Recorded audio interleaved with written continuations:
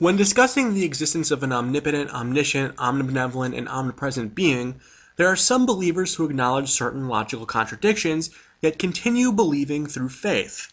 And there are others who claim that a belief in this sort of being is entirely logical and rational. In this 4-part video series, I intend to show the latter group that they are entirely incorrect, beginning with the property of omnipotence. Let me start by asking a question which will probably sound familiar.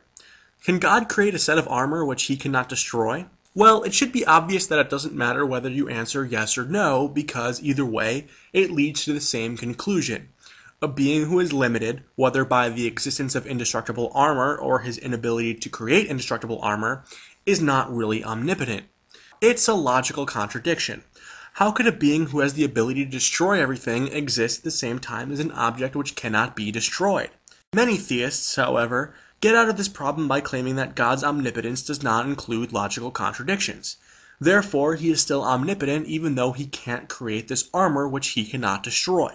And while that sort of reasoning has its problems because it makes logic something which constrains God, there's actually a much bigger issue with this explanation. Let me explain by asking another question.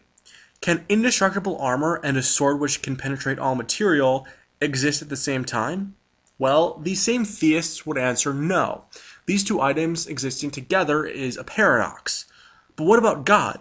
How could a being who can destroy anything also be indestructible? Or, to put it more formally, premise 1, if God exists, he is infinitely indestructible. Premise 2, if God exists, he is, or has the ability to be, infinitely destructive. Premise 3, a being which is infinitely indestructible cannot exist at the same time as a being which is infinitely destructive. Conclusion, God cannot exist.